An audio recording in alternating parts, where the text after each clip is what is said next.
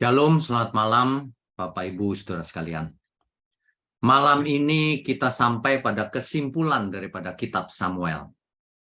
Kitab Samuel sebenarnya ada satu kitab, tapi karena panjang, dalam Septuaginta dibagi menjadi dua. 1 Samuel dan 2 Samuel. Nah, malam ini kita akan menyimpulkan seluruh kitab Samuel. Untuk itu mari kita siapkan hati, mari kita berdoa. Bapa di surga, kami mengucap syukur kalau malam ini kami mau mendengar kembali kebenaran firman-Mu. Biarlah berkat Tuhan mengalir dalam hidup kami, sehingga dari hari ke hari kami semakin mengerti, semakin dewasa di dalam Tuhan.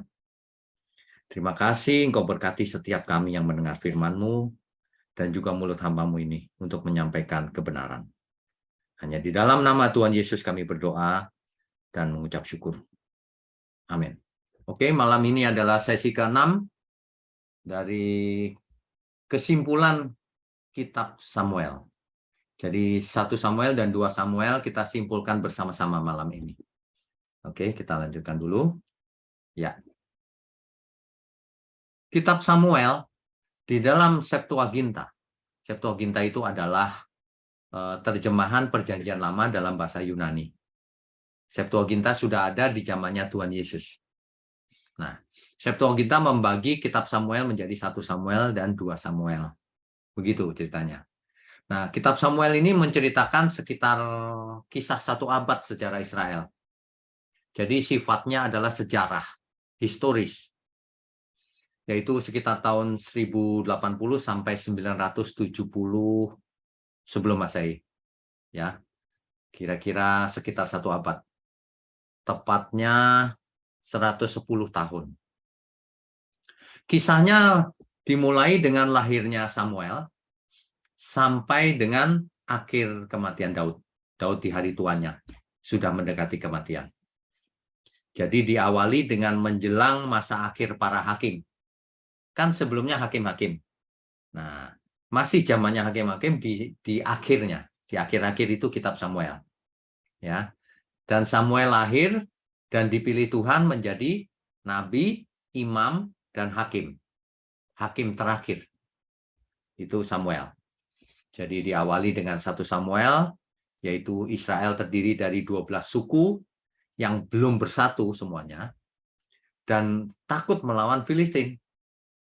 Kemudian diakhiri dengan 2 Samuel, di mana Daud menjadi raja yang mempersatukan Israel.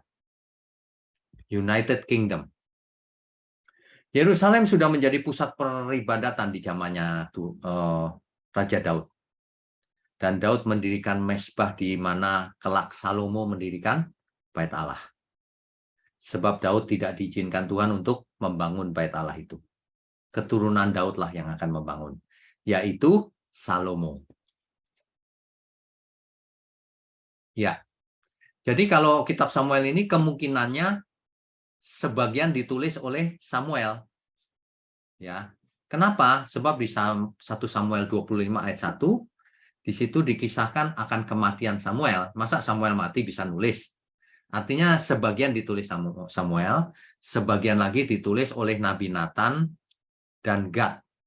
Tahu dari mana? Dari 1 Tawarik 29 ayat 29. Nanti boleh dibaca ya. Nah, ditulis setelah kerajaan Israel terpecah menjadi kerajaan utara dan selatan. Sekitar 930 sebelum Masehi ditulisnya. Jadi ini timelinenya. Bapak Ibu bisa melihat di sini, ini adalah timelinenya. Ya, sebentar. Ya, jadi dimulai dengan lahirnya Samuel, kemudian Saul lahir di tahun ini, kemudian Samuel menjadi hakim, ya, dan Saul menjadi raja pertama Israel. Nanti kemudian hari 40 tahun kemudian Daud yang menjadi raja. Dan demikian berikutnya Salomo. Sehingga di tahun 930 kerajaan Israel pecah. Ini akan kita pelajari di pertemuan kita mendatang. Sampai kerajaan Israel pecah dan sampai akhir perjanjian lama. Baru kita lanjutkan ke perjanjian baru. Ya. Jadi ada beberapa kota penting di kisah Samuel ini. Antara lain Rama, mana Rama? Ini Rama. Rama itu Samuel lahir di sana. Ini ada Shilo. Shilo ini tempat pusat peribadatan saat itu. Kenapa? Karena tabernakel ada di sana.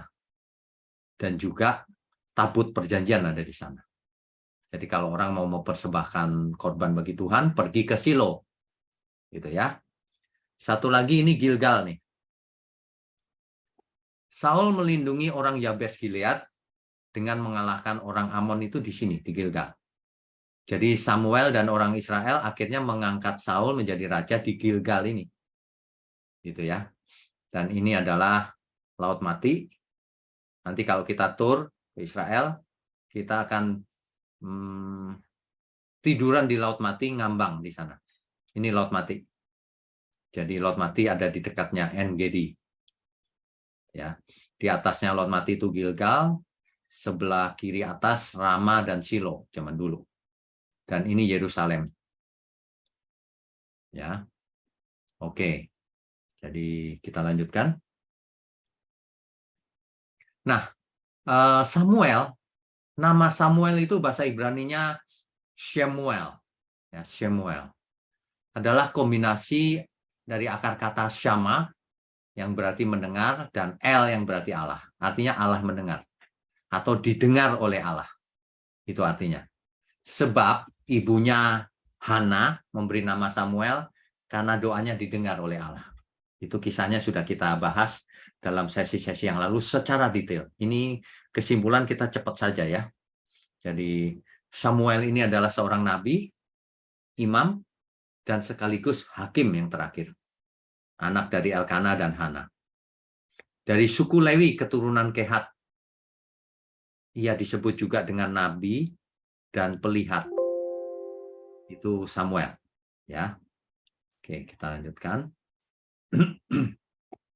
Nah, seluruh Israel dari Dan sampai Beersheba dan di utara, Beersheba di selatan, artinya seluruh tanah pusaka Israel, tahu bahwa Samuel dipercayakan sebagai nabi oleh Tuhan.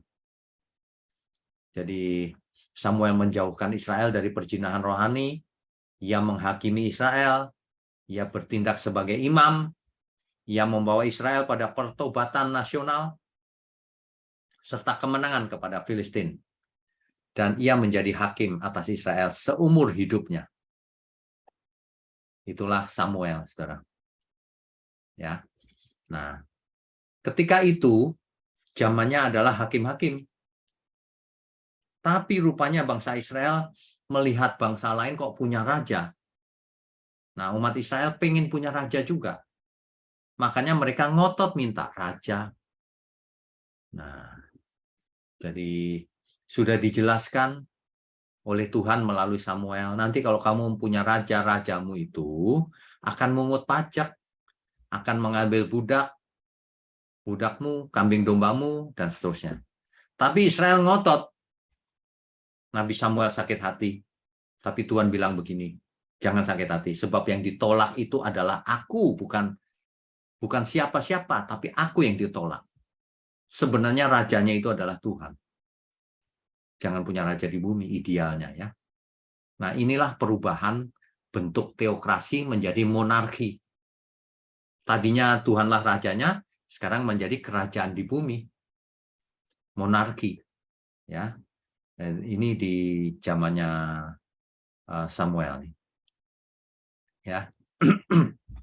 Nah, Tuhan sendiri yang memilih Saul menjadi raja. Samuel mengurapi Saul. Nah, lalu pergilah seluruh bangsa itu ke Gilgal dan menjadikan Saul raja di sana. Ini singkatnya begitu. Akhirnya Saul menjadi raja di Gilgal. Jadi sejak itu pemerintahan Israel berubah. Tadinya hakim-hakim, sekarang menjadi kerajaan. Ya. Sekaligus Samuel pamit sebab kepemimpinannya sudah diambil alih oleh Raja Saul. Zamannya hakim-hakim sudah selesai. Ya. Saul adalah seorang yang luar biasa, saudara. Ya. Nah, kesalahan Israel itu minta raja tadi itu. Jadi mereka menolak Tuhan sebenarnya. Ya. Saul adalah seorang yang tinggi dan menawan. Dipilih Tuhan menjadi raja. Ya. Sampai di sini, Saul masih taat luar biasa kepada Tuhan. Tapi berikutnya, rupanya Saul berubah. Ya. Meskipun Saul awalnya adalah seorang yang rendah hati dan taat, tapi kemudian Saul mulai tidak taat dan sombong, yang melakukan 3 kesalahan fatal. Sudah kita bahas di sesi-sesi yang lalu. Silakan mengulang kalau misalnya ada yang belum. Ya. Nah, jadi Saul melawan perintah Tuhan, makanya Tuhan menolak Saul akhirnya. Tuhan tidak mau dengar Saul lagi. Ini membuktikan bahwa orang yang dipilih Tuhan, meskipun tadinya baik, bisa menjadi rusak melawan Tuhan. Artinya apa? Orang yang dipilih Tuhan bisa binasa kalau akhirnya ia berubah menjadi murtad, melawan Tuhan. Bisa binasa. Jadi salahlah teori yang mengatakan atau teologi yang mengatakan kalau Tuhan memilih pasti orang itu selamat. Bukan. Kalau Tuhan memilih, yang dipilih itu harus meresponi anugerah Tuhan. Kalau Saul malah sombong melawan perintah Tuhan, binasa dia. Ya. Akhirnya Tuhan pun menolak Saul menjadi raja. Dan akhirnya meskipun Saul minta ampun, tetapi keputusan sudah final. Tuhan sudah tidak mau dengar Saul lagi. Rupanya dari sini kita belajar bahwa ada suatu tingkatan di mana seseorang tidak akan diampuni lagi. Itulah yang disebut di Perjanjian Baru menghujat Roh Kudus. Itulah yang disebut mengeraskan hati. Fir'aun juga sama, sudah tidak mungkin berubah, dikeraskan hatinya sekalian oleh Tuhan, dihukum itu maksudnya. Saul sudah keterlaluan, jadi sudah dihukum oleh Tuhan. Hukuman sudah dijatuhkan. Ya, oke. Ini disampaikan oleh Samuel lagi. Tuhan telah menolak engkau. Ya. Dan dikatakan orang lain yang lebih baik daripadamu. Dan kita tahu akhirnya itu adalah Daud. Ya, kita lanjutkan dulu. Ya. Yang akhirnya Tuhan memilih Daud sebagai raja. Kedua ini, raja kedua yang dipilih oleh Tuhan. Nah, jadi akhirnya Samuel mengurapi Daud juga. Samuel mengurapi Daud. Jadi Samuel sudah mengurapi Saul, kemudian mengurapi Daud. Dua-duanya raja Israel. Daud terkenal sekali dengan kisahnya yang luar biasa. Ia melawan Goliat. Bapak Ibu yang mau tahu detailnya bisa ke sesi-sesi yang lalu ya. Daud kan dibandingkan Goliat kecil. Goliat tinggi besar. Mungkin 3 meter lebih tingginya. Ya. Tapi Saul ketakutan. Saul takut. Nggak berani. Ditantang, dihina oleh Goliat. Saul takut. Daud yang maju. Hanya bermodalkan ketapel. Diketawain sama Goliat. Tapi akhirnya Daud menang hanya dengan sekali tembak. Goliat dipancung oleh Daud. Karena itulah Daud menjadi populer sekali di Israel. Saul menjadi turun pamornya. Daud menjadi naik pamornya. Saul pasti malu itu. Karena dia nggak berani, Daud yang berani. Semua Israel memuja-muja Daud. Ya. Sehingga akhirnya singkat cerita Daud sampai ke istana yang menjalin hubungan persaudaraan dengan Yonatan. Ya. Nah, jadi hebatnya Daud selalu memenangkan peperangan kemana saja Saul memerintahkannya. Kenapa? Karena Tuhan beserta Daud. Nah, ini mengakibatkan Saul mengangkat Daud menjadi kepala para prajurit juga. Ya. Dan Daud dipuja-puja oleh rakyat. Rakyat berkata begini, Saul mengalahkan beribu-ribu musuh, tetapi Daud berlaksa-laksa. Sebagai raja, Saul panas hati. Ia mulai benci kepada Daud. Ia cemburu. Ia iri hati. Kalau seseorang sudah dimulai dengan iri hati, waduh, itulah yang akan mencelakakan. Manusia zaman sekarang juga begitu. Kalau engkau iri terhadap sesamamu, itulah awal kehancuran. Ya, justru kita yang benar kalau kita mendengar teman kita, saudara kita, atau siapapun yang sukses, kita harus ikut senang. Tapi kalau kita iri, lalu merencanakan yang jahat, itu modus itu sudah ada sejak dulu. Sejak zamannya Kain. Kain panas hati iri terhadap adiknya. Dan modus itu dipakai terus sampai hari ini oleh setan. Untuk memanas-manasi hati manusia. Biasanya orang yang iri itu yang tidak mampu memang. Tidak mampu iri, bukannya introspeksi diri, tapi iri. Merasa mampu. Ingin meninggikan dirinya. Saul merasa terhina karena rakyat berkata, Saul mengalahkan beribu-ribu musuh.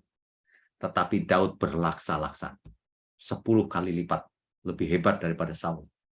Ya. Jadi Saul sangat marah dan dengki terhadap Daud. Nah, akhirnya setelah beberapa kali hendak dibunuh oleh Saul, mau ditombak itu, Daud melarikan diri. Daud tidak melawan loh, saudara. Padahal kalau Daud melawan, bisa Goliat yang besar saja kalah sama Daud. Singa saja dirobek mulutnya. Bagaimana? Kalau cuma Saul bisa melawan, tapi Daud baik. Dia melarikan diri. Dia menghindar dari Saul. Ya. Kalau ini singkatnya ya, Bapak Ibu ya. Bentar. Ya. Jadi Yonatan yang adalah anak Saul, yang harusnya kelak menjadi pengganti Raja Saul, ternyata memiliki jiwa yang besar. Meskipun ia hebat, memenangkan peperangan dengan hebat, gemilang, tetapi ia tahu bahwa Tuhan memilih Daud sebagai raja berikutnya. Di sini terbukti bahwa Yonatan memiliki jiwa yang sangat mulia. Ia tidak iri dan dengki terhadap Daud. Bahkan ia mengikat persaudaraan dengan Daud. Dan ia memang mengasihi Daud seperti dirinya sendiri. Yonatan rela pengganti ayahnya adalah Daud. Dan ia menjadi orang kedua saja. Itu dicatat di 1 Samuel 23 ayat 17. Jadi manusia itu harus berjiwa besar begitu, saudara. Kalau ada orang yang dipakai Tuhan, kita dukung dia. Jangan iri. Jangan merencanakan yang jahat. Kau melawan Tuhan artinya. Kalau kita melihat ada orang lain yang lebih dipakai Tuhan, kita dukung dia, kita doakan. Kan itu pekerjaan Tuhan. Nah, Yonatan rupanya mengerti. Daud dipilih Tuhan, jadi aku nomor 2 aja deh, nggak apa-apa. Padahal ia berhak secara tradisi, ya lebih berhak. Keturunan Saul kan. Tapi Yonatan lebih takut Tuhan rupanya. Ya, jadi Saul yang semula rendah hati dan taat kepada Tuhan berubah menjadi tidak taat, iri dengki kepada Daud yang lebih dikasih oleh rakyat. Sehingga kalau tadinya kerajaan itu harusnya turun-temurun dari keturunan Saul, dicabut oleh Tuhan menjadi keturunan Daud sampai selama-lamanya. Ya. Dalam hal ini kita belajar bahwa seseorang yang saat ini rohani misalnya, suatu hari bisa saja ia menjadi sombong, memberontak, jahat, bisa, sangat bisa. Makanya kita hati-hati, saudara, jaga hati, ya. Nah, sedangkan Daud meskipun memiliki kesempatan untuk membunuh Saul beberapa kali loh, tetapi ia tidak lakukan. Sebab ia mengasihi dan menghormati orang yang diurapi Tuhan. Meskipun Saul sudah berubah sekarang, tapi ia tetap menghormati. Itulah Daud. Ya, Daud adalah pribadi yang luar biasa. Akhirnya kematian Saul itu mengenaskan, saudara. Saul menjatuhkan diri ke pedang pembawa senjatanya daripada dibunuh oleh musuh, katanya. Nah, jadi semua mati. Akhirnya mayat Saul dan anak-anaknya diambil oleh orang Yabes Gilead dan membakarnya. Saul memerintah selama 40 tahun. Nanti Daud juga sama 40 tahun. Ya. Oke, kita lanjutkan dulu. Ya. Daud ini luar biasa. Daud meratapi kematian Saul dan Yonatan. Kalau Daud meratapi Yonatan itu masuk akal, karena sangat mengasihi, saling mengasihi. Tapi kalau Saul yang ingin membunuhnya, tapi Daud meratapi loh. Daud memiliki hati yang sangat luar biasa, saudara. Ya, Daud sangat kehilangan Yonatan, anak Saul. Nanti bisa diikuti sesi lengkapnya di sesi-sesi yang lalu ya. Pada mulanya, Daud menjadi raja atas Yehuda, bukan seluruh Israel. Pada mulanya di Hebron. Jadi ini, saudara. Jadi pada mulanya, Daud menjadi raja di Hebron hanya kepada orang-orang Yehuda. Sedangkan di Yerusalem, Isi-Boset, anak dari Saul, menjadi raja. Ya, jadi ada dua nih kerajaan. Sedangkan yang dipilih Tuhan adalah Daud.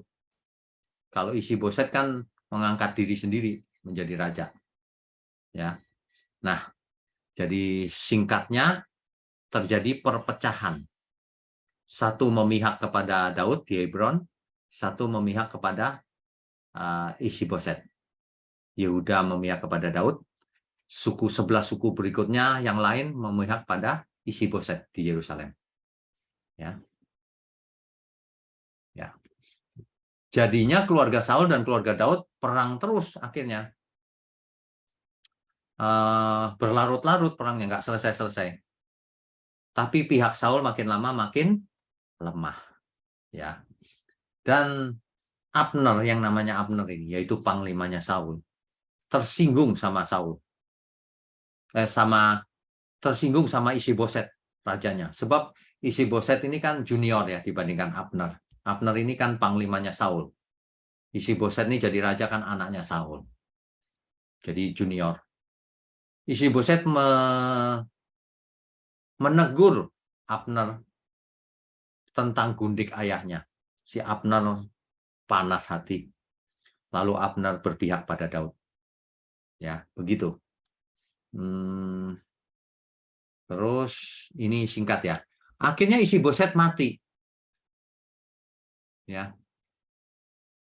Ketika didengar Isi-Boset, anak Saul, bahwa Abner juga mati, maka hilanglah keberaniannya. Dia nggak punya orang panglima lagi.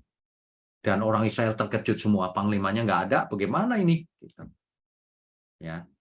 Dan akhirnya dua orang kepala rombongan gerombolannya Isi-Boset berkhianat, namanya Baana dan Rehab. Dia membunuh Isi-Boset dan memenggal kepalanya, lalu dibawa kepada Daud. Tetapi yang terjadi apa? Daud malah menghukum mati mereka. Saudara tahu nggak? Kalau ada orang yang berkhianat, pasti ia berikutnya juga berkhianat. Makanya Daud bunuh mereka. Terhadap Isi-Boset ia berkhianat, apalagi terhadap Daud. Nanti kalau Daud tua misalnya. Itu orang yang karakternya rusak. Makanya Daud membunuh mereka. Bukannya senang gitu dibelain.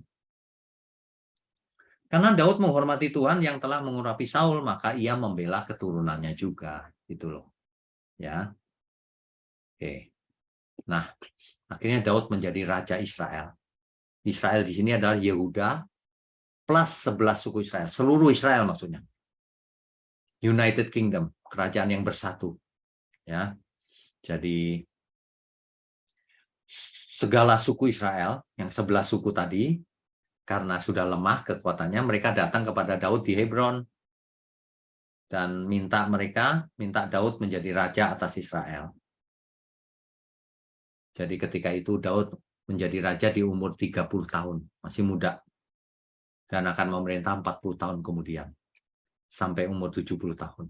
Ya. Oke. Di Hebron Daud memerintah selama 7 tahun 6 bulan di Hebron. Ya. Dan di Yerusalem ia memerintah 33 tahun. Jadi kalau di total 40 tahun 6 bulan tepatnya atas seluruh Israel dan Yehuda. Begitu ya Bapak Ibu ya. Kalau kita belajar sejarah atau historis seperti ini, ada banyak hikmat yang kita dapat. Kita lanjutkan dulu. Ya, akhirnya Daud dari Hebron menaklukkan Yerusalem, di mana di Yerusalem itu ada orang Yebus namanya. Ditaklukkan. Jadi Daud mengambil alih ibu kota Yerusalem. Dan sejak itu Yerusalem menjadi ibu kotanya Israel. Jadi itulah historis atau sejarahnya. Dan ini tercatat dalam sejarah manapun. Dalam prasasti di suatu batu ada juga. Ya. Jadi kalau orang ribut-ribut, ibu kota Israel itu sejak zaman dulu adalah Yerusalem, sejak Raja Daud. Nah, makin lama posisi Daud makin kuat, sebab Tuhan menyertai Daud. Ya. Akhirnya Daud juga memukul kalah orang Filistin. Ya. Dan Daud membawa tabut perjanjian dari mana? Ke Yerusalem. Dari Silo ke Yerusalem. Sebab Yerusalem sudah menjadi ibu kota. Jadi selain pemerintahan secara politik, Daud menjadikan Yerusalem sebagai pusat dari kegiatan agama, pusat dari kegiatan penyembahan kepada Tuhan. Makanya dibawa ke Yerusalem, gitu. Tabut perjanjian ini, ya. Kita lanjutkan. Daud, ia ingin membangun rumah Tuhan yang megah. Masa dia di istana tapi rumah Tuhan cuma ada di kemah? Ingat ya, waktu itu tabernakel. Nah, Daud ingin membangun bait Allah yang permanen. Ya. Oke, terus tapi Tuhan berkata begini, aku akan membangkitkan keturunanmu yang kemudian, anak kandungmu, dan aku akan mengokohkan kerajaannya. Jadi nanti bait Allah dibangun oleh keturunan Daud, anaknya Daud, dan kita tahu itu siapa, Salomo. Ya, oke, kita lanjutkan dulu. Ya, nah, jadi sebenarnya penaklukan Kanaan itu dulu waktu zamannya Yosua itu belum selesai. Daudlah yang menyelesaikannya, tuntas ditaklukkan. Dan Israel menjadi bersatu, utara dan selatan, kerajaan Israel yang bersatu. Itulah sebabnya orang Israel mendambakan pemulihan kerajaan seperti zamannya Daud. Itulah sebabnya nanti di Perjanjian Baru, orang Israel tidak menerima Tuhan Yesus sebagai Mesias. Mengapa? Karena mereka berharap Mesias itu akan memulihkan kerajaan Israel. Seperti zamannya Raja Daud. Semua bersatu, kuat secara politik. Ya, pusatnya di Yerusalem, penyembahan, ada bait Allah, lengkap, sempurna, seolah-olah begitu. Ya.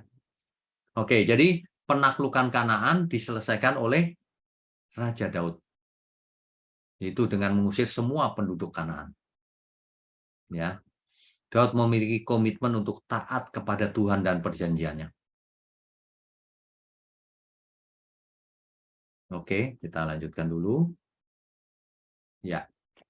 Jadi Yerusalem itu kalau dari Bukit Zaitun melihat ke barat. Kota ini terletak di atas dataran tinggi Batu Kapur, di dataran atas, saudara. Makanya kalau seseorang pergi ke Yerusalem itu naik ke Yerusalem. Ya, naik karena ada di bukit di atas. Saudara kalau yang nanti pergi ke Yerusalem, ke Israel akan ke Yerusalem itu naik. Yerusalem itu naik, ya. dikelilingi oleh pegunungan, hutan belantara, dan sebagainya. Dulu populasinya sedikit, cuma 1.000 jiwa. Di bawah Daud kemungkinan sekitar 2.000. Di bawah Salomo berkembang terus, kemungkinan 4.500 sampai 5.000. Makin padat. Hari ini pemandangan salah satu sudut di Yerusalem. Ini adalah tembok barat, atau yang disebut oleh banyak orang tembok ratapan, di mana orang-orang Israel berdoa di sana. Kadang-kadang doanya ditulis di kertas, digulung-gulung, diselipkan di sela-sela batu itu. Mereka berharap Mesias akan datang lagi. Gitu. Ya, mereka berharap Bait Allah ini dibangun lagi, dipulihkan lagi kerajaan Israel gitu. Oke. Ya. Tapi Daud tidak luput dari kesalahan. Daud membiarkan dirinya jatuh ke dalam dosa. Padahal itu jahat di mata Tuhan. Ketika perang, Daud malah ada di rumah, di istananya. Ia melihat Batsheba sedang mandi. Bukannya bertobat atau memalingkan mukanya, ia malah memanggil Batsheba dan tidur dengan dia. Daud benar-benar berbuat dosa kali ini. Ya. Dan ketika dosa itu terjadi, seperti biasa, harus ditutupi dengan dosa yang lain. Makanya perhatikan, saudara. Orang yang bohong, itu selamanya nanti bohong. Orang yang suka merekayasa cerita, ya, suka memfitnah, itu selamanya pasti memfitnah dia. Karena dosa itu biasanya harus ditutupi dengan dosa yang lain. Takut ketahuan. Jadi harus berbohong seumur hidupnya. Daud berusaha berbohong. Ya. Berusaha licik. Karena ia tahu itu salah, maka ia merencanakan pembunuhan terhadap suaminya Batsheba. Uria ditempatkan di paling depan, di dekat tembok kota, sehingga dipanah mati Uria.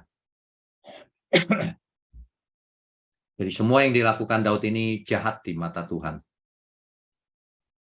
Untuk itu Nabi Nathan menegur Daud akan dosanya. Tapi Daud menyesal. Nah, kelebihan Daud juga begitu. Setelah jatuh dalam dosa, ia menyesal, bertobat lagi. Tetapi hukuman tetap dijatuhkan oleh Tuhan. Bahwa pedang tidak akan menyingkir dari keturunanmu sampai selamanya. Karena Daud itu melakukan dosa itu diam-diam, hukumannya adalah nanti gundik-gundiknya Daud akan dipermalukan, ditiduri oleh keturunan Daud dan dilihat banyak orang, seluruh Israel. Anak yang lahir dari Daud akan mati, yang hasil perbuatannya itu. Ya, nah, tapi akhirnya Daud mengaku berdosa di hadapan Tuhan, sehingga ia tidak mati saat itu. Makanya ya, saudara, yang paling penting itu adalah jangan mulai berbuat dosa. Sebab setiap dosa ada biaya yang harus dibayar, ada resikonya, ada tanggungannya, ada hukumannya. Kalau minta ampun sama Tuhan, diampuni. Tapi akibat dari dosa itu tetap ada ketika masih hidup. Ya, oke, kita lanjutkan. Akhirnya Absalom mati, saudara. Ini ironi banget nih.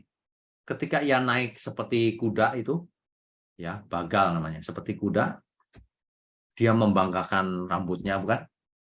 Ia tersangkut, rambutnya tersangkut di pohon, dan ia tergantung, lalu ditombak oleh Yoab, dan dibunuh rame-rame oleh 10 bujang. Ya, Absalom ini akhirnya mati, saudara. Sombong dan bangga dengan rambutnya itu. Makanya seseorang tidak boleh bangga dengan sesuatu. Nanti jangan-jangan itu yang mencelakakan engkau.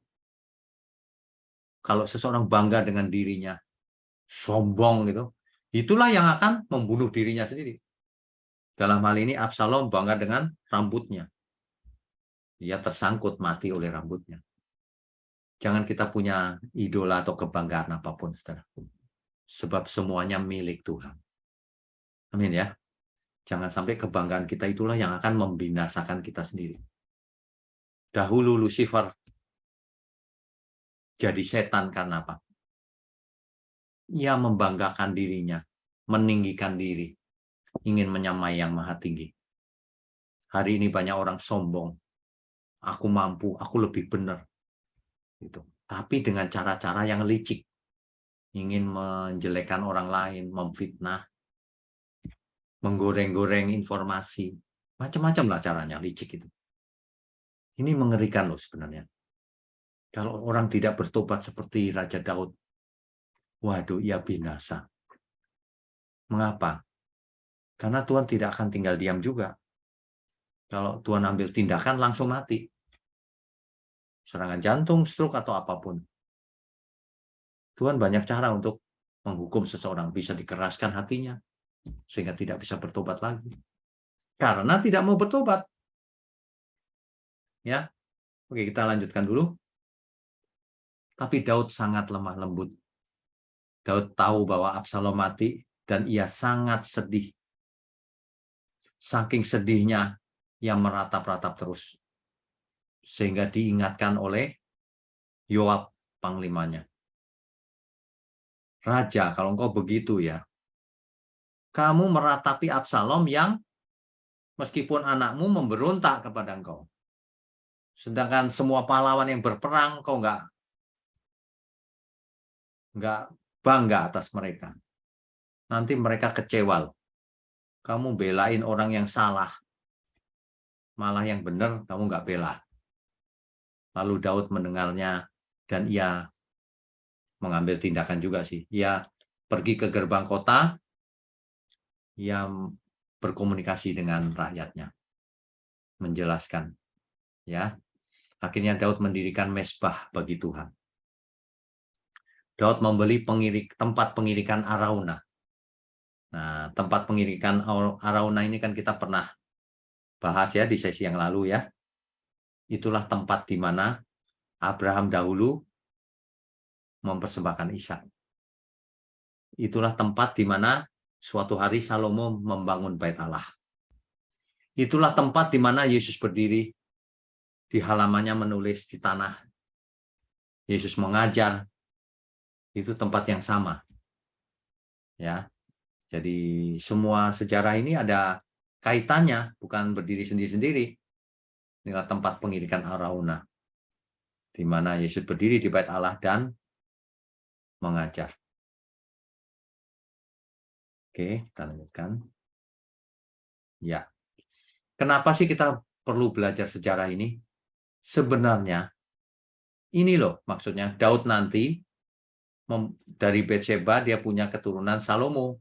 Salomo nanti punya anak Rehoboam, ya. Dan dari Rehoboam kemudian terus ke Abijah, Asa, dan seterusnya. Terus kalau kita telusuri terus keturunan ini, maka kita akan sampai ke Yusuf dan Maria. Sehingga kita mengerti bahwa inilah silsilah Mesias. Itu sebabnya Tuhan sangat membela Daud dan Daud merespon dengan baik. Jadi bisa silsilahnya dipakai Tuhan untuk melahirkan Mesias. Berikutnya nanti Rabu depan adalah kitab 1 Raja-Raja. Kita maju terus, saudara. Tetap semangat ya. Jadi apa yang bisa kita dapat dari kesimpulannya kitab Samuel ini? Yang pertama kalau kita lihat ya, kitab Samuel ini adalah sejarah. Yaitu dimulai dengan Samuel, Saul, dan akhirnya Daud. Peralihan dari zamannya hakim-hakim ke zamannya monarki atau kerajaan. Ya, Saul dipilih Tuhan, ternyata akhirnya memberontak, tidak taat. Akibatnya ditolak Tuhan. Jadi orang yang dipilih Tuhan belum tentu selamat kalau ia akhirnya memberontak, ya kan? Akhirnya diganti Daud. Daud memang pernah berbuat dosa juga yang fatal, tapi ia bertobat. Meskipun ia harus menanggung akibatnya juga, tapi ia bertobat. Begitu, ya. Jadi dalam hidup kita sekarang, kalau kita melihat sejarah ini, jangan mengulang kesalahan yang sama. Ya, jangan tidak taat kepada Tuhan, jangan coba-coba sombong, iri hati, jangan punya berhala dalam diri kita, membanggakan sesuatu, rumahku atau apa. Kalau Absalom tadi kan rambutnya tuh mati karena kebanggaannya itu. Ya, hati-hati.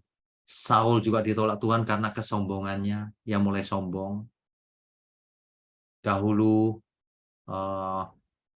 Lucifer juga karena kesombongannya diusir dari surga menjadi setan atau iblis. Sekarang kita punya kesempatan untuk memilih hidup seperti apa. Tentu saja kita belajar dari sejarah, kita ambil baiknya saja. Yang salahnya atau buruknya jangan kita ambil. Kita jadikan pelajaran. Amin ya, saudara ya. Baik, kita lanjutkan dengan diskusi dan tanya jawab. Co-host tolong. Baik, kita sambung dengan sesi tanya jawab. Bagi Bapak Ibu yang ingin bertanya, silakan raise hand dan membuka video. Pak Payaman, silakan Pak. Shalom, selamat malam Pak. Shalom, selamat malam. Saya menanyakan 2 Samuel 24 ayat 13, di mana di situ Nabi Gad menyampaikan pesan dari Tuhan atau firman Tuhan kepada Daud, bahwa Daud akan menimpa 3 perkara atau malapetaka. Betul. Dan disuruh milih dari yang 3 itu. Yang pertama tadi itu kurang lebih 3 tahun kelaparan. Baru yang kedua, Daud 3 bulan melarikan diri. Ya. Dan yang ketiga, 3 hari penyakit sampar. Ya. Tetapi di dalam akhirnya Daud tidak memilih salah satu. Tetapi dalam hal ini hanya dibilang, saya berserah kepada Tuhan dan janganlah saya ke tangan manusia. Ya. Akhirnya jatuhlah yang 3 hari penyakit sampar.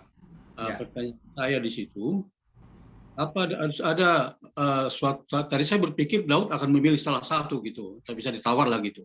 Apakah di sini ada makna rohani ataupun implikasi yang kita tangkap dari jawaban Daud itu? Memang bagus, tapi dilihat ke hulu tidak memilih yang disampaikan oleh Tuhan melalui Nabi Daud. Oke. Terima kasih Pak. Oke. Jadi kalau menurut saya ini Daud memilih Pak. Cuma tidak ditulis secara eksplisit. Kan Tuhan nawarin 3 pilihan. Ya, Pak. Nah, terus ditulis di ayat 15. Jadi Tuhan mendatangkan penyakit sampar. Nah, Tuhan membuat keputusan berdasarkan ini. Janganlah aku jatuh ke dalam tangan manusia. Jadi Daud memilih ke tangan Tuhan saja. Nah, apa itu? Tindakan Tuhan yang secara langsung, penyakit. Kalau perang kan nanti oleh manusia matinya. Kalau perang kan oleh manusia tuh. Kalau satu lagi kelaparan, bencana. Tapi kalau langsung dari Tuhan itu maksudnya penyakit, Pak. Tuhan memberikan penyakit langsung, tulah. Jadi sebenarnya Daud memilih. Daud memilih sehingga Tuhan mendatangkan penyakit sampar. Gitu. Jadi secara implisit. Betul. Begitu, Pak. Betul. Tidak Jadi dari kalimat yang ayat 14 itu Pak, tetapi janganlah aku jatuh ke dalam tangan manusia.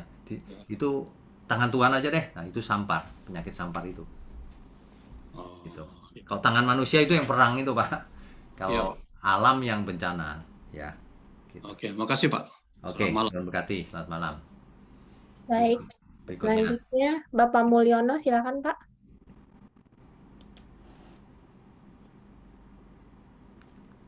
Malam Pak Wiknyo. Pak Mulyono. Malam Pak. Kok nggak kelihatan di layar? Malam Pak Wiknyo. Selamat malam. Ya, salam kenal Pak. Saya dari Surabaya. Oh ya, salam kenal. Ya, saya mengikuti Bapak sejak 5 bulan yang lalu waktu Yosua itu Pak. Oh iya ya. Saya dari kejadian ya Pak berarti ya? Dari Yosua, saya nggak tahu Pak sebelumnya. Oh iya ya, oke. Ada Pak dari kitab kejadian. Ya, nanti saya track. Ya. Dan ya ini saya baru bisa gabung dan mau tanya ini. Ya, ada 2 pertanyaan Pak Wiknyo. Silakan.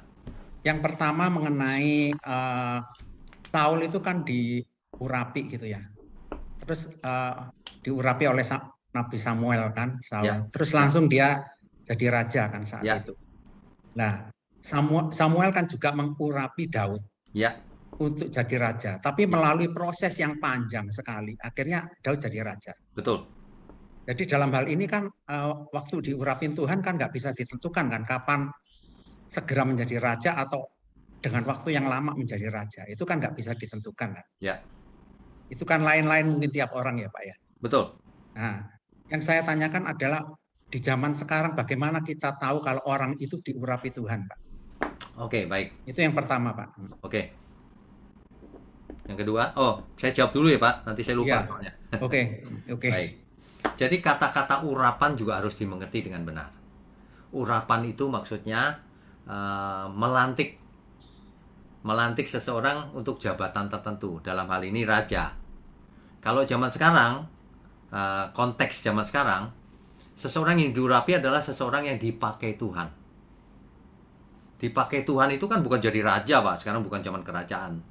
Jadi dipakai Tuhan itu untuk apa? Konteks zaman ini untuk Injil, sudah pasti. Jadi orang yang mengabarkan kebenaran dengan benar, itu dipakai Tuhan Pak, itu diurapi namanya. Sebab tidak semua orang diurapi. Kan banyak yang ngaco-ngaco tuh Pak. Ya. Nah, kalau itu nggak diurapi. Karena diurapi atau tidak itu bukan soal jabatan. Pendeta diurapi, belum tentu. Diurapi itu artinya dipakai Tuhan. Sebagai penyambung lidah Tuhan. Jadi zaman sekarang itu, kalau zaman dulu yang diurapi kan raja, nabi, imam. Imam sudah tidak ada di perjanjian lama, bait Allah sudah tidak ada.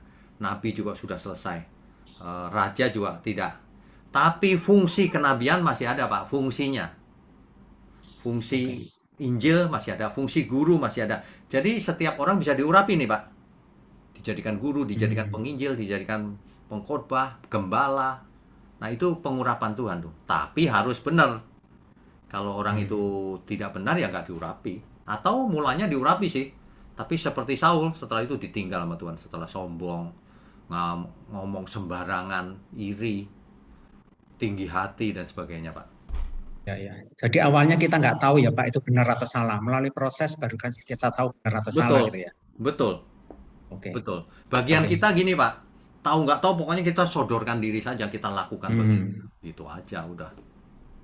Oke. Terus yang kedua Pak, Ya. saya mendengarkan Bapak waktu menjelaskan ini agak menyimpang sedikit dengan dukun di Endor itu Pak. Ya. Itu kan perjanjian lama baik orang yang nggak baik maupun orang yang baik itu kan semua masuk, kalau meninggal masuk di alam maut kan. Betul. Hades atau Sheol. Ya. Itu berarti baik yang orang benar maupun orang yang salah itu dihukum di sana ya Pak, disiksa kira-kira. Bukan disiksa Pak, ditawan, dipenjara. Oh. Ditawan. Jadi nggak disiksa ya, cuma ditawan aja ya Pak. Ditawan. Sebab Alkitab bahasanya jelas tuh Pak. Karena Tuhan Yesus datang, turun ke dalam kerajaan maut itu membawa naik para tawanan. Jadi tawanan di penjara, itu penjara sebenarnya. Oke. Ya udah, itu aja Pak, jelas Itu Pak. aja. Makasih. Oke, Ya, terima makasih. Pak. Bapak bisa WA saya Pak kalau itu nanti Ya. saya bisa share banyak Oke. hal penting. Iya, makasih Pak. Oke, Tuhan berkati. Iya, selanjutnya Bapak Joni silakan. Ya, silakan. Salam, selamat malam Pak Wignyo. Halo. Salam kenal. Selamat malam, salam kenal. Bapak di kota mana? Saya di Semarang, Pak. Oh, Semarang. Sudah Ya. lama saya nggak ke Semarang. Mampir ya Pak, nanti ya Pak. Ya, silakan. Apa Pak pertanyaan? Saya punya 2 pertanyaan sih Pak. Ya. Pertama, Bapak tadi sampaikan kalau Saul itu diurapi Tuhan dan akhirnya ditinggalkan gitu kan. Ya. Ditinggalkan artinya kan Tuhan tidak bersama-sama lagi dengan Saul. Betul. Nah, kenapa kok Daud kok sampai keturunan Saul ini kok Daud kok sampai memperhatikan gitu loh. Padahal Saul ini kan endingnya kan ditinggalkan Tuhan, Pak. Ya. Ya, itu yang pertama. Oke, saya jawab dulu yang pertama. Oh iya. Kalau menurut catatan Alkitab jelas bahwa Daud sangat menghormati orang yang pernah diurapi Tuhan. Jadi sebenarnya Daud menghormati Tuhan, gitu. Meskipun dia sudah nggak benar, tapi dia diurapi dulu, gitu. Itu Daud. Jadi Daud itu luar. Kenapa Pak? kenapa? Kalau misalnya Tuhan meninggalkan Saul, kok Daud malah menghormati itu kenapa, Pak? Masalahnya di mana? Daud sangat mengasihi Tuhan, sangat hormat pada Tuhan, sehingga apapun yang Tuhan urapi, Daud benar-benar ini hormati keputusan Tuhan. Gitu. Walaupun itu sudah Tuhan tinggalkan ya Pak ya? Iya, itu Daud tuh. Catatannya begitu. Bahkan Iya. keturunannya Daud berusaha kan, seperti salah satu anak Jonathan, Ya, cucunya Saul tuh, yang timpang ya kakinya ya. timpang, dirawat sama Saul ya? Dirawat. Akhirnya Daud. akhirnya sempat kalau nggak salah memberontak ya, mau jadi raja. Itu pun diterima sama Daud. Ya sudah, Betul. nggak dibunuh. Ya, Daud luar biasa. luar biasa Pak ya. Mm-mm.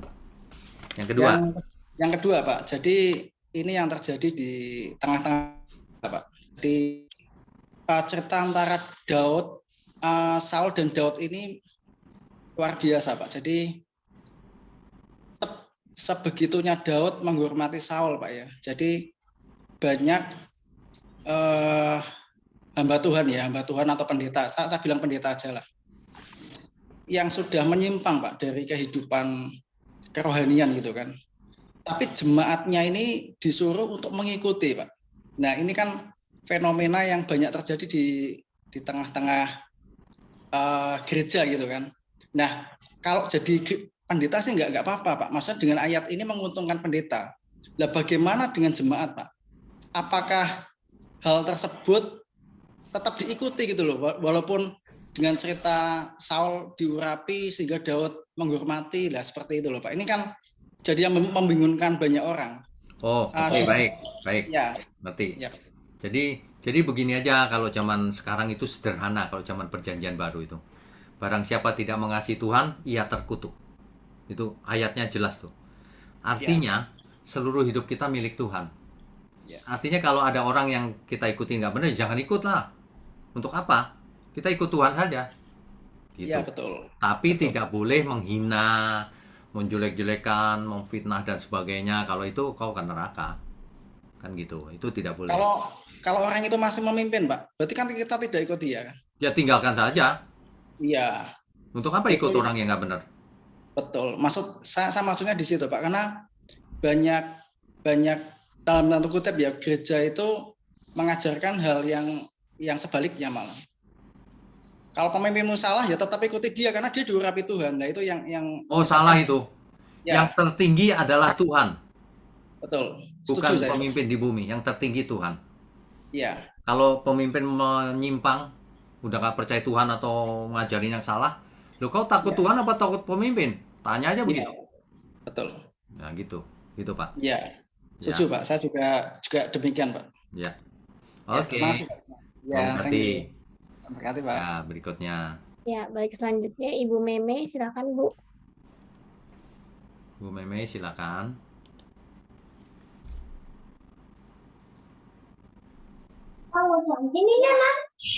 Shalom Pak Wino, selamat malam. Shalom.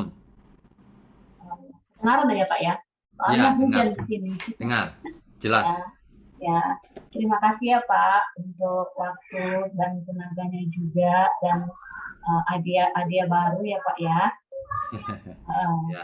Dan juga kepada Sister Rita, terima kasih Sister, dan juga kepada Bapak Ibu yang mengikuti channel Pak Wino. Ya, terima kasih semuanya. Pak, saya mau tanya ini Pak, tapi sedikit menyimpang ya Pak. Ya, Tapi ya, tujuannya sama kok. ya. Gini Pak, Tuhan kan memakai Musa untuk melakukan pekerjaan pada zaman hukum Taurat ya Pak ya. Ya. Terus jadi mengapa Tuhan tidak menggunakan, ini maksudnya cerita kepada Tuhan Yesus ya Pak ya, mengapa Tuhan tidak menggunakan manusia untuk melakukan pekerjaannya, masa penghakimannya pada akhir zaman? Apakah ia benar-benar telah menjadi manusia untuk melakukan pekerjaan itu sendiri? Sebentar, kok saya bingung pertanyaannya apa ya? Pertanyaan saya kan Pak, Tuhan memakai Musa untuk melakukan pekerjaannya pada zaman hukum Taurat. Betul. Terus jadi mengapa Tuhan tidak menggunakan manusia untuk melakukan pekerjaan penghakimannya pada akhir zaman? Oh, oke, baik. Karena yang jadi hakim adalah Tuhan sendiri. Nggak ada Oke. manusia yang berhak jadi hakim. Oke. Kedatangan Tuhan yang kedua nanti, dia jadi hakim.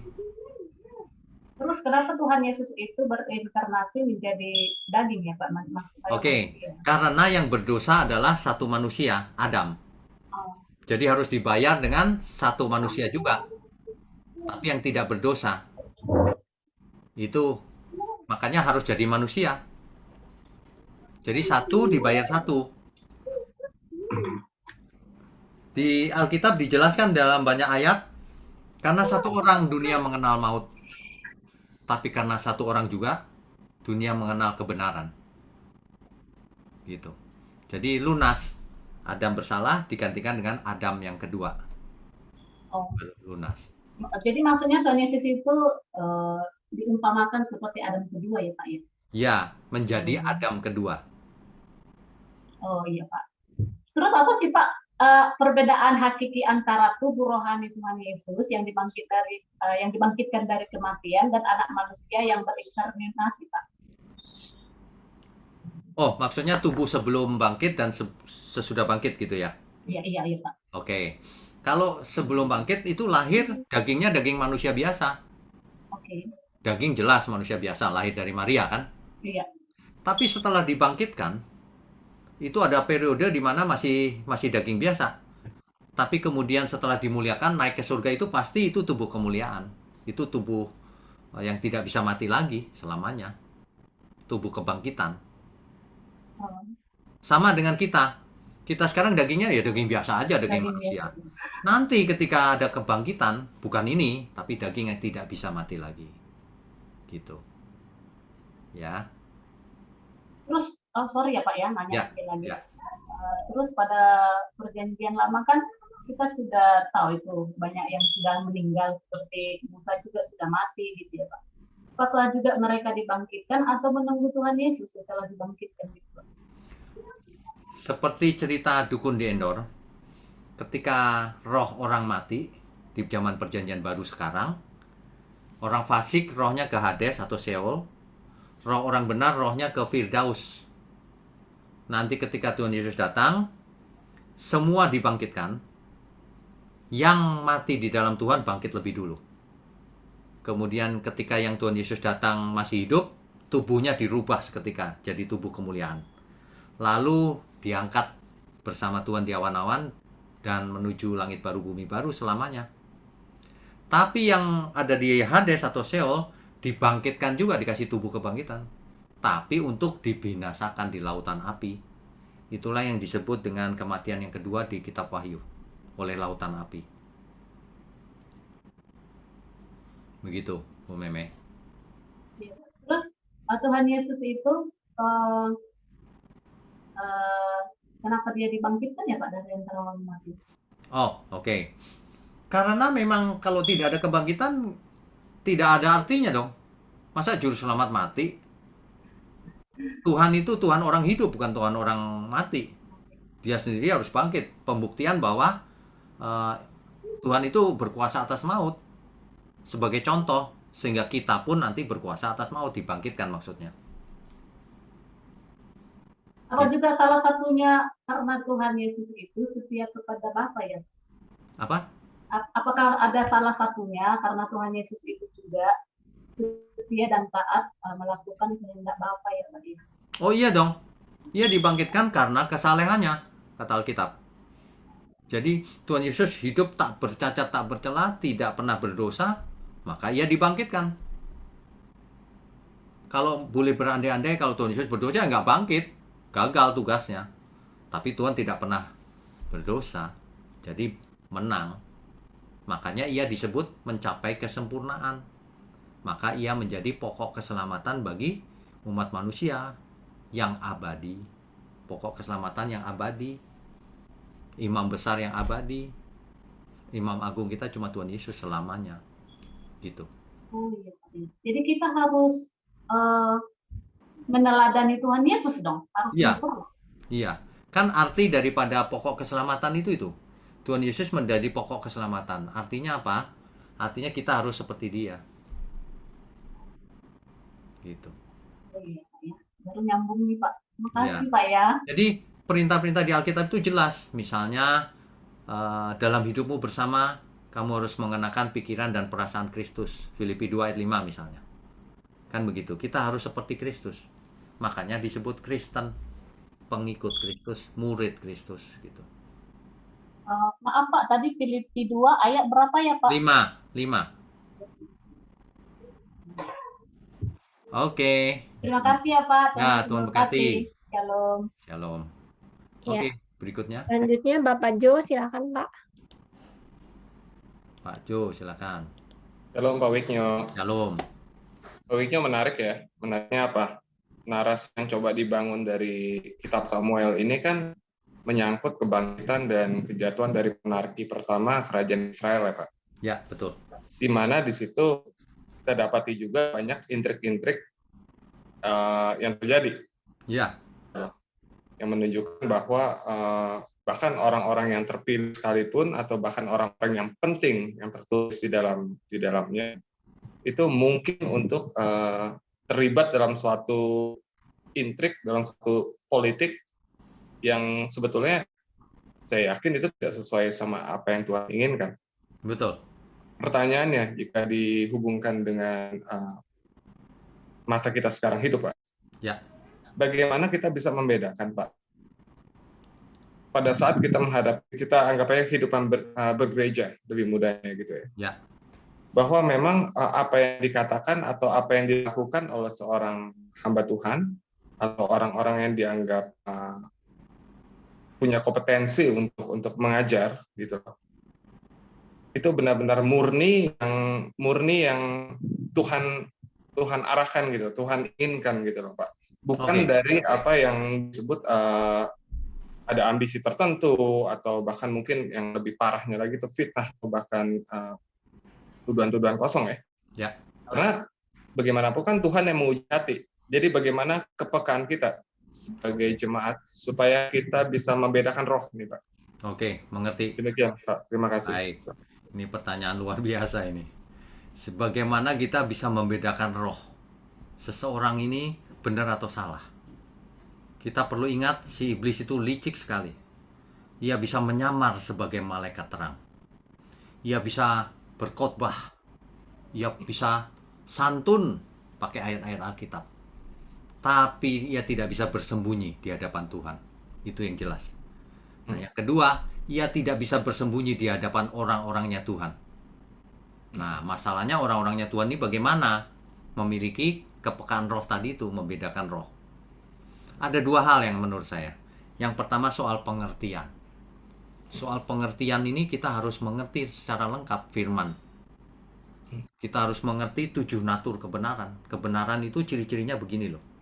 Jadi kalau ada iblis yang menyamar atau orang kerasukan ya, nggak kelihatan kerasukan sih, tapi bicaranya mau fitnah dan sebagainya, kita tahu ini bohong.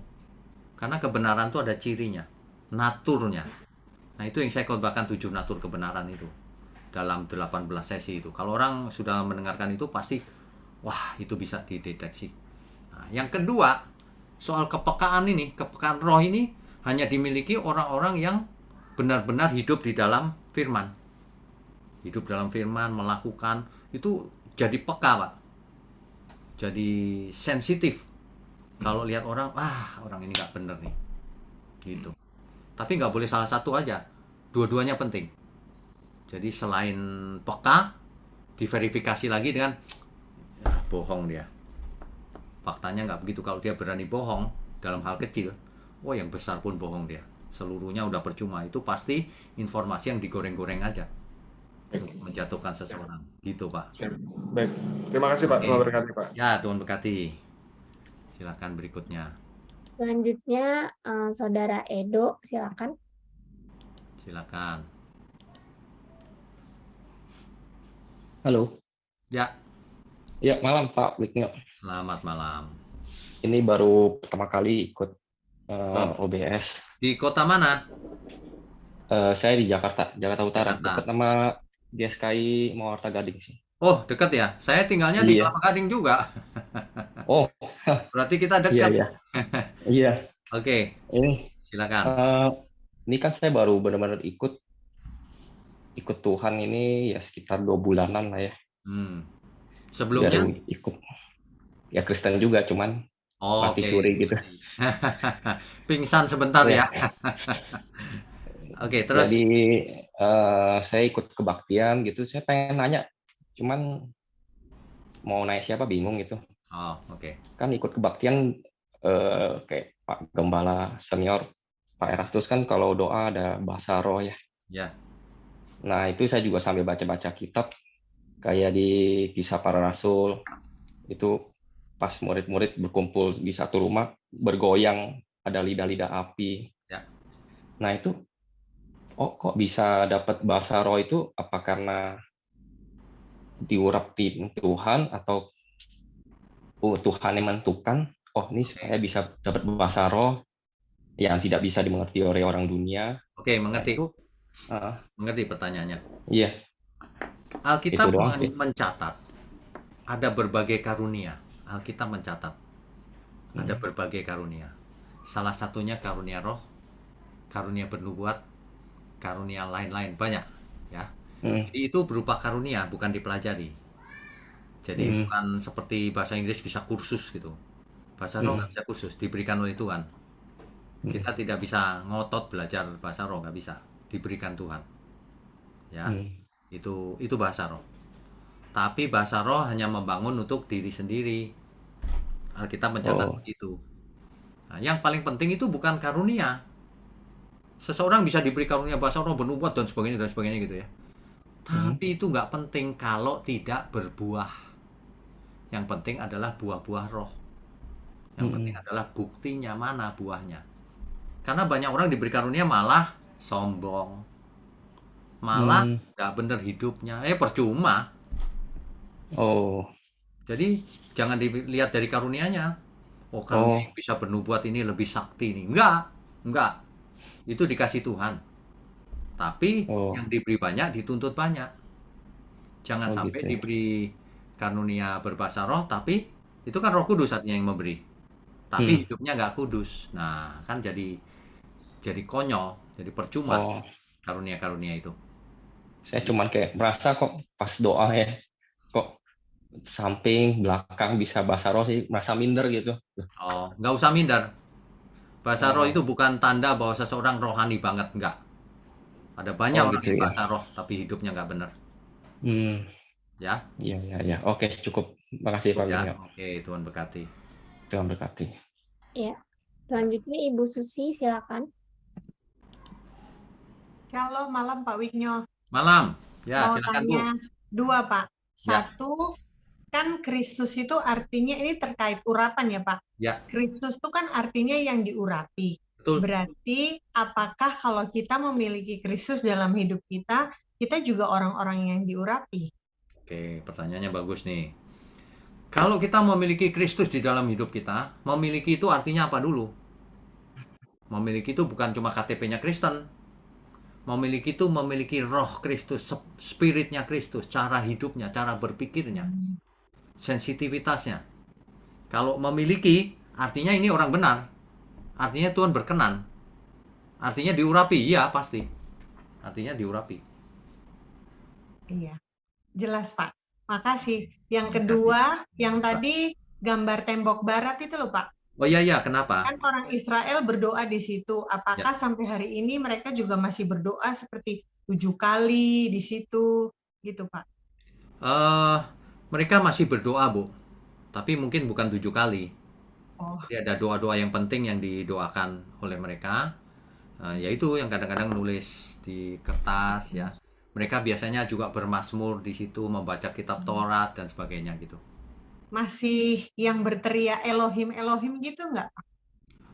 Biasanya di situ nggak begitu. Yang Elohim, yang teriak-teriak itu yang di menara misalnya gitu, di gedung gitu.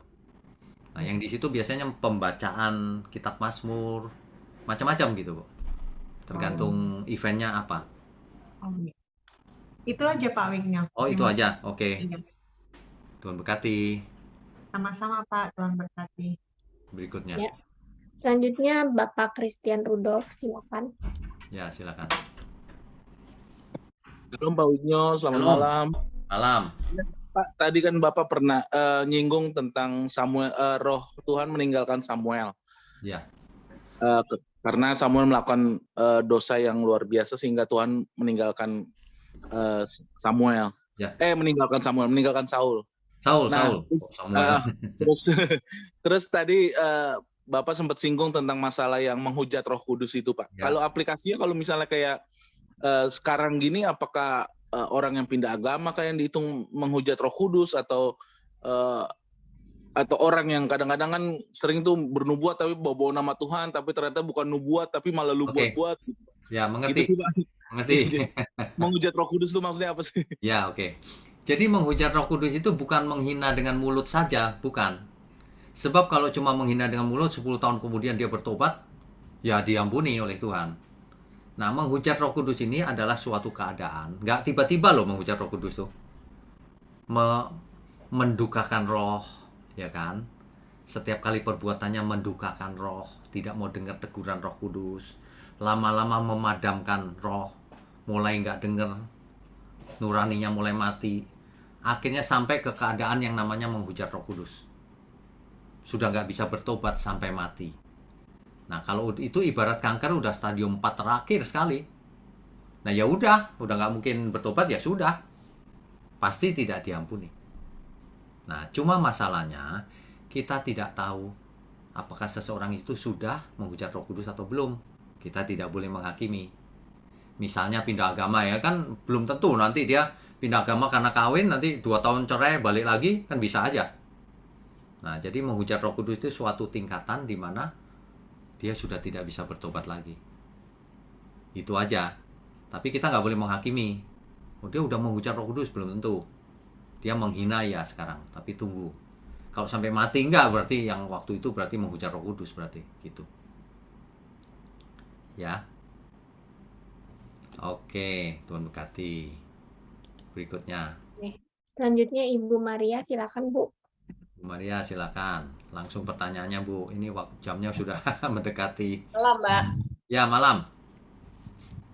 Saya mau nanya, sampai seberapa jauh Tuhan tidak bisa memaafkan orang berdosa? Maksudnya, Sampai seberapa jauh Tuhan tidak mengampuni, gitu kira-kira ya, orang berdosa. Sampai sejauh orang itu tidak bisa bertobat. Selama orang masih bisa bertobat, selalu diampuni. Tapi kalau orang sudah tidak bisa bertobat, melawan Tuhan terus, jahat terus, sampai mati nggak bertobat, ya udah, itu artinya udah nggak diampuni sama Tuhan. Dan ada beberapa yang memang dosa itu tidak diampuni. Misalnya, jika engkau tidak mengampuni saudaramu, kamu pun tidak diampuni oleh Bapa di surga. Jadi pengampunan itu penting. Jangan sampai kita tidak mengampuni. Banyak orang tidak merasa, aku membela kebenaran, tapi jahat sama sesama, nggak mengampuni. Wah, binasa dia. kalau mengampuni itu apa harus dicetuskan dengan kata-kata atau Tidak. dalam hati? Tidak. Banyak orang dengan kata-katanya manis, tapi hatinya busuk. Mengampuni itu di hadapan Tuhan, bukan di hadapan manusia. Tuhan tahu nggak hatiku bersih, sudah mengampuni. Itu yang paling penting, Bu. Sebenarnya ya, Bu, sebenarnya gini nih. Kalau kita tahu 5 menit lagi kita bakal mati, emang masih sempet ya sakit hati? Gak sempet, udah itu gak penting. Gimana nih aku ngadep Tuhan? Nangkap gak maksud saya, Bu? Manusia suka gitu. Anggap aja sebentar lagi kita mati nih, udah gak urusan mau makan enak, mau gak kepikiran, udah musuh. Udah deh, lupakan aja utang-utang. Aku mau mati nih. Nah gitu. Makasih. Oke, Tuhan berkati. Ya, berikutnya. Selanjutnya Bapak Eko, silakan Pak. Pak Eko, silakan. Selamat malam, Pak. Selamat malam. Pak, ini saya tertarik dengan 2 tokoh ini ya. Ya. Antara Saul dan Daud yang tampaknya ini ya bertolak belakang gitu ya karakternya. Ya. Waktu Tuhan memilih Saul, ya. itu pemilihan Tuhan itu kira-kira apa karena mengikuti kehendak Israel ya Pak ya. Ya, betul. Mulanya Israel memaksa minta raja. Ya. Jadi Tuhan pilih Saul. Tuhan Artinya pilih Saul juga bukan sembarangan, Pak. Karena Saul seorang muda yang rendah hati, yang baik, jadi dipilih Tuhan. oh ya, jadi memang ada kriterianya juga ya Pak. Ya jelas dong, masa Tuhan mau pilih orang yang berandal nggak percaya Tuhan, ya nggak mungkin. Enggak, artinya apakah Tuhan semata-mata mengikuti kehendak apa bangsa Israel itu sendiri? Ketika itu meluluskan permintaan Israel. Meskipun dengan peringatan. Tapi kamu jangan tinggalkan aku. Ingat itu, gitu. Oh iya. Ya, jadi saya kok jadi ingat tokoh ini antara Habel dan Kain. Kain dan Habel. Ya. Agak ada kemiripan gitu loh Pak. Ya. Ya. Itu apa sebenarnya ini menjadi karakter dasar atau gimana Pak menurut Bapak? Sebenarnya begini, karakter manusia itu bisa berubah Pak. Kalau dulunya jahat bisa jadi bertobat banget. Kalau dulunya kayaknya baik bisa jadi murtad banget. Bisa. Justru ini bahaya. Kita harus sadar dan berjaga-jaga terus. Jangan sampai aku gara-gara sakit hati, gara-gara sombong, malah jauh dari Tuhan akhirnya. Meskipun perasaanku dekat Tuhan. Perasaan doang. GR itu namanya Pak. Hati-hati. Jadi kita perlu terus introspeksi diri. Ya. Jangan sampai ya Tuhan aku salah gitu. Ya. Begitu? Iya Pak. Cukup Pak. Makasih Pak. Ya, berikutnya. Shalom. Ya, nah jelas. Shalom. Ya. Minggu kemarin kan Pak saya dengar khotbah Bapak tentang roh yang ada di dalam lebih kuat. Seperti yang Bapak contohkan, ada sahabat kita di OP yang berdoa bukan usir setan. Nah, bagaimana kita bisa untuk agar supaya roh yang ada di dalam diri kita bisa aktif lah kira-kira. Oh, oke, mengerti. Jadi roh kita itu dipengaruhi oleh jiwa kita juga. Jiwa kita dipengaruhi oleh apa yang kita lihat, kita dengar. Makanya iman timbul dari pendengaran. Pendengaran apa? Akan firman Tuhan. Jadi kuncinya di firman Tuhan. Kalau kita mengerti firman Tuhan dengan benar, utuh, lengkap, nah itu sudah poin besar banget.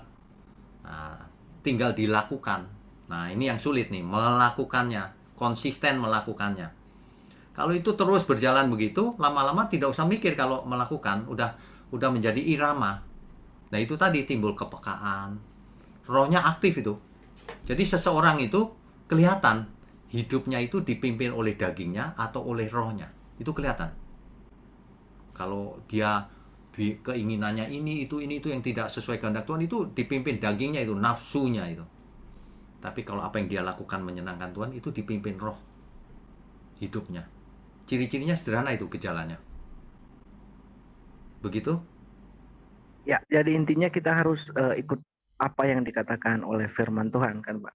Betul. Tapi kan Pak, sekarang begini Pak, seringkali kita diombang-ambingkan, minta maaf oleh hamba-hamba Tuhan yang selalu mencomot-comot ayat-ayat yang enak-enak didengar. Ya. Nah, bagaimana kita bisa membedakan ini hamba Tuhan dalam tanda kutip benar-benar dan malah dalam tanda kutip tidak benar dalam memberitakan firman Tuhan? Sederhana saja. Kalau mau yang canggih, dengarkan 7 natur kebenaran. Nanti pasti bisa membedakan. Jadi catat di truth.id, channelnya itu ada 7 natur kebenaran. Kalau di channelnya GSK Epic ada namanya seri hermeneutika. Coba dengerin itu, nanti langsung mengerti. Oh iya. Nah, makanya kalau denger seseorang yang berbicara tapi dia bohong, coret langsung, blokir, nggak usah denger selamanya. Kalau dia berani bohong atas nama Tuhan, nggak usah didengar selama-lamanya. Gitu loh. Banyak orang itu suka jajan, denger ini, campur, akhirnya rusak, hancur pengertiannya. Pilih satu yang benar, ikuti, dites, dicek sama Alkitab. Terus efeknya apa bagi diriku? apakah membawa aku dekat Tuhan jadi benar hidupnya atau tidak, gitu. Tapi kalau mau yang tersistematis, 7 natur kebenaran, satu lagi hermeneutik, nanti mengerti. Ya. Ya, makasih Pak Pendeta. Oke. Selamat malam, shalom. Selamat malam, shalom. Terakhir ya, sekarang Iya, ya. yang terakhir Bapak Kris Biantoro, silakan. Silakan, Pak. Ya, shalom, malam Pak Wigno. Shalom, malam. Ini saya agak ragu sebetulnya karena lihat jamnya sudah lewat ini Pak. Oh iya, kalau gitu cepet aja Pak pertanyaannya. Saya minta pendapat dari Pak Wigno. Sebetulnya tadi yang dibicarakan beberapa penanya termasuk Pak Joni dari Semarang itu kan Ya. mungkin karena Pak Wigno belum pernah terlibat langsung di gereja-gereja yang lain-lain itu. Sebetulnya ayat-ayat itu dipakai untuk indoktrinasi Pak, mengenai jangan menjamah orang yang diurapi Tuhan, Oh ya. terus yang tertanam, bertumbuh, jangan bergereja kayak orang jalan-jalan di mall dan lain sebagainya. Tapi sebetulnya ada banyak pengajaran yang bikin kita tidak damai sejahtera gitu. Cuma kalau untuk saya minta tanggapannya Pak Wigno. Kalau saya sendiri, saya menyikapinya ketika iman saya belum cukup dewasa, saya berdoa mohon ke Tuhan untuk minta pindah. Saya nunggu sampai diberi pertanda. Saya minta satu pertanda sampai Tuhan izinkan baru saya pindah, karena saya percaya selama kita masih ada di situ ya sebanyak mungkin kita bagikan ke orang-orang yang lain. Ini loh yang menurut saya kebenaran tanpa menjelek-jelekan pemimpin. Ya, betul. Yang kedua, kalau ada kontroversi, maksudnya keributan, perdebatan, kita membantah pemimpin itu yang kasihan jiwa-jiwa baru itu Pak, yang baru masuk. Mereka jadi belum apa-apa nemu batu sandungan sebetulnya. Ya, betul. Ya, yang ketiga sebetulnya kan menyangkal diri, memikul salib itu kan salah satunya juga itu Pak. Kayak Daud mesti ke Saul seperti itu, kita kan juga dilatih Tuhan. Kamu kayak Ayub itu, kamu bisa tahu kemahakuasaanku, kamu bisa taat dengan semua kehendakku tanpa kamu mengerti dengan pikiranmu caranya gimana. Kamu masih ditajamkan manusia, sesama manusia aja kamu berontak. Oke, itu mengerti. Doktrin yang indoktrinasi yang bikin orang kadang-kadang jadi kayak terkekang, terikat, terus jadi mau tidak mau menghamba ke doktrin dan ke manusia Pak. Itu Pak tanggapannya Pak. Mengerti. Jadi begini, kita mesti kembali ke kebenaran Alkitab. Yang pertama, nomor 1 adalah Tuhan, bukan pemimpin di bumi. Kalau pemimpin di bumi tidak sesuai kehendak Tuhan, tinggalkan dia. Sesederhana itu Pak. Untuk apa menghamba sama orang yang tidak sesuai kehendak Tuhan? Buang waktu. Satu, buang waktu. Kedua, merusak pikiran, merusak pengertian. Nanti makin nggak sensitif, makin tumpul rohani kita. Tinggalkan, saya bilang. Kalau saya ditanya, tinggalkan segera. Kecuali kita di tempat itu bisa menjadi berkat. Membagi dulu, ya, memberi masukan dengan santun. Nah, kalau diterima kan bagus. Tapi kalau tidak, ya jangan buang waktu. Tuhan Yesus saja mengebaskan debu. Orang ini nggak bisa diajarin, ngelawan terus. Ya udah, tinggalin aja. Sampai suatu hari mudah-mudahan dia mulai ingat, dan ketemu lagi bisa dilayani lagi. Gitu. Ininya kita mau menjadi berkat, itu aja intinya. Bukan mau cari ribut, enggak. Jangan. Gitu. Itu aja Pak sebenarnya ringkasannya ya. Oke. Tuhan berkati Pak. Ini sudah jam berapa ya? Sudah lama juga ya, nggak berasa. Oke, kita selesaikan ya Bapak Ibu Saudara malam ini. Kita berdoa yuk. Mari kita tundukkan kepala. Bapa di surga, kami sungguh mengucap syukur kalau kami diberkati dengan kebenaran firman-Mu. Biarlah malam ini menjadi malam yang penuh kebenaran bagi kami semua. Kami diasah terus rohani kami, sehingga kami memiliki sensitivitas, mengerti dan sensitif terhadap kehendak Tuhan. Ajari kami terus Tuhan, melalui pendalaman Alkitab secara online ini. Terima kasih Bapa. Mohon berkati semua tangan yang mendukung pekerjaan-Mu, juga semua tangan-tangan yang membagikan link kebenaran kemanapun pergi. sehingga banyak orang bisa disadarkan, sehingga semua kembali kepada Tuhan. Biarlah kemuliaan-Mu saja Tuhan semuanya. Terima kasih Bapa, kami mau sudahi pertemuan ini. Kami sambut segala berkat, baik berkat jasmani, berkat rohani. Mohon buat kami sehat, umur panjang untuk kemuliaan Tuhan. Hanya di dalam nama Tuhan Yesus kami berdoa dan mengucap syukur. Haleluya. Amin. Oke. Mohon berkati ya. Selamat istirahat. Teman-teman semua.